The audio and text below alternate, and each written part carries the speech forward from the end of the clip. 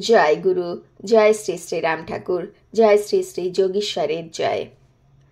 শ্রী গুরুদেব কখন কাকে কোথায় কিভাবে এসে দীক্ষা দিয়ে যান তা কে বলতে পারে। আজ শুনব এক অদ্ভুত ভক্ত দম্পতির কাহিনী। পাঠ করে শোনাচ্ছি যোগেশ্বর বইটি থেকে, লেখক শ্রী অমিয় কুমার মজুমদার।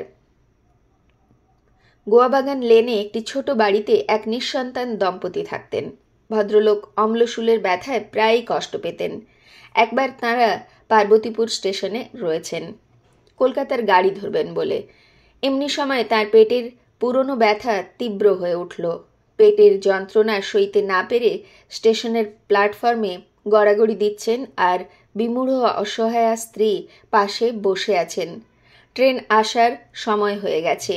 এমন সময় ভদ্রমহিলা দেখলেন এক সুশ্রী গৌরবর্ণ সৌম্য মূর্তি বৃদ্ধ ভদ্রলোক প্ল্যাটফর্মের দিকে এগিয়ে আসছেন। কাছে এসে জিজ্ঞাসা করলেন যন্ত্রণার কারণ কি। তিনি একটি ওষুধ দিলেন। সঙ্গে সঙ্গেই ব্যথার উপশম হলো। তিনি ভদ্রলোককে কয়েকটি কবিরাজি ওষুধ বলে দিলেন। বৃদ্ধ ভদ্রলোকের নির্দেশ মতো তিনি কলকাতায় ফিরে এসে বাইরের ঘরের সামনে কবিরাজি ওষুধ পাওয়া যায় বলে সাইনবোর্ড টাঙালেন। সকাল 8টা থেকে 10টা পর্যন্ত কবিরাজি ওষুধ দিতেন। তারপরে শুরু হতো নামগান। সারাদিনের পর সেদ্ধ ভাত খেয়ে নিতেন। এই ছিল তাঁদের সারা দিনের কাজ। এদের বাড়ির সামনে দিয়ে যেতে যেতে হঠাৎ একদিন থমকে দাঁড়ালেন যোগেশ্বর। কে এই কবিরাজ? ভেতরে গেলেন। বললেন, আমাকে যা ভেবেছেন আমি তা নই। আমি দেখতে এসেছি কে এই সাইনবোর্ড লাগিয়ে কবিরাজি করতে শুরু করেছে। কি ব্যাপার বলুন তো।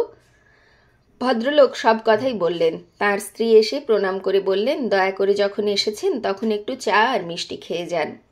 একটু বাদে ভেতরে নিয়ে গেলেন দুজনে। যোগীশ্বর দেখলেন শ্রী শ্রী ঠাকুরের আসন পাতা রয়েছে এবং সেখানে শ্রীমৎ শ্রী শ্রী রাম ঠাকুরের ছবি রয়েছে। যোগীশ্বর বললেন, তোমরা সারাদিন কি করো? ভদ্রমহিলা বললেন, কিছুই করি না দাদা, শুধু নাম করি আর সারাদিনের পর সেদ্ধ ভাত করে খাই। যোগীশ্বর বললেন, শ্রী শ্রী রাম ঠাকুরই তোমাদের পার্বতীপুর স্টেশনে দেখা দিয়েছিলেন। পাত্র বিশেষেই তিনি কৃপা করে থাকেন। একদিন গিয়ে দেখেন চেম্বার খালি, একটি ছেলে বসে আছে। তার কাছ থেকে যোগীশ্বর শুনলেন কবিরাজ ছেলেটির ভগ্নিপতি। বললেন, তবে তুমি এভাবে কেন বসে আছো? ভেতরে যাও। ছেলেটি বলল, না জেনে এসেছি, এরা এখন দেখা করবেন না। যোগীশ্বর বললেন, সে কি, তোমার দিদি দেখা করবে না? ছেলেটি বলল, ওরা পুজোয় বসেছেন। যোগেশ্বর হনহনিয়ে ভেতরে গেলেন। গিয়ে দেখেন দুজনেই এক মনে জপ করছেন। আমরা তোমার কুকুর শ্রী শ্রী রাম ঠাকুর, এই কথা জপ করছেন। কোনো দিকেই হুঁশ নেই তাঁদের। মেয়েটিকে ডেকে যোগীশ্বর বললেন, আরে তোমার ভাই বাইরে বসে রয়েছে তো। মেয়েটি বলল, সময় নেই তো দাদা, দেখা কি করে করব? উত্তর শুনে যোগীশ্বরের মন ভরে গেল। ছেলেটিকে ডেকে বোনের সঙ্গে দেখা করালেন। মেয়েটিকে স্নেহ করতেন তিনি। মেয়েটির নাম কমলা। যোগীশ্বর তাঁদের সম্বন্ধে বলতেন, আমাকে পেলে ওদের দুজনেরই চোখে মুখে আনন্দ ফুটে উঠত। তাদের একটি মাত্র কাঁসার রেকাবে আমাকে খাবার সাজিয়ে দিত। সকালে ওই সময়টুকুর মধ্যে কবিরাজি ওষুধ দিয়ে যা সামান্য কিছু পেত তাতেই তারা সংসার চালাতো।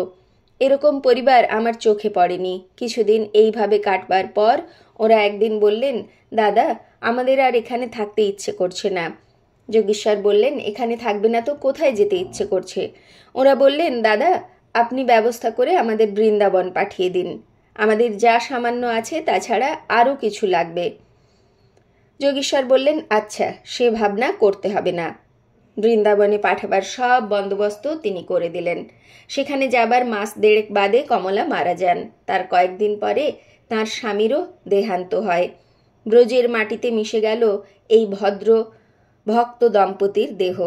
যোগীশ্বর তাঁদের এত আপনার মানুষ ছিলেন যে তাঁরা তাঁকে ছাড়া আর কিছুই জানতেন না। কি অদ্ভুত অপূর্ব ভক্ত দম্পতির জীবন। শ্রী গুরুদেব এসে স্টেশনে দীক্ষা দিয়ে গেলেন। চারা গাছ লাগিয়ে দিয়ে গেলেন বা বীজ বপন করে গেলেন ভক্তের আধারটি তৈরি হওয়ার পর। তারপরে ভগবান কাউকে না কাউকে পাঠিয়ে দেন, অথবা শ্রী গুরুদেব নিজেই আসেন কখনো কখনো। সেই চারা গাছ দেখাশোনা করার জন্য। এখানেও যোগীশ্বর এসেছিলেন যেন সেই চারা গাছকে দেখাশোনা করতে। আমরা যদি একটু লক্ষ্য করি, আমরা দেখব আমাদের জীবনেও এমন অনেকেই আসেন যারা আমাদের পথ দেখিয়ে দেন। শ্রী গুরুদেব সব সময় নিজে আসতে পারেন না, তাই তিনি যেন সেই সমস্ত মানুষদের পাঠিয়ে দেন যারা আমাদের সাধন পথে গাইড করবেন। কারণ শ্রী গুরুদেব কখনোই কোনো দিনই আমাদের একা ছেড়ে দেন না। সবসময়ই তিনি অলক্ষ্যে থেকে আমাদের ওপর লক্ষ্য রাখেন, আমাদের ওপর সবসময় তার আশীর্বাদের হাত রয়েছে। কখনো আমরা সেটা অনুভব করি, কখনো করি না। তবে তিনি কৃপা করে আমাদের সাধন পথে এগিয়ে দিন, এই প্রার্থনাই করি তাঁর শ্রীচরণে। তিনি তো সেজন্যই আছেন, সেজন্যই রয়েছেন, কিন্তু আমরা যেন তার আশীর্বাদ, তার কৃপা লাভ করার যোগ্য হয়ে উঠতে পারি, এটাই তো তাঁর কাছে প্রার্থনা, তাই না? আজ এই পর্যন্তই। জয় গুরু, জয় শ্রী শ্রী রাম ঠাকুরের জয়, জয় শ্রী শ্রী যোগীশ্বরের জয়। গুরু কৃপা হি কেবলম। জয় গুরু।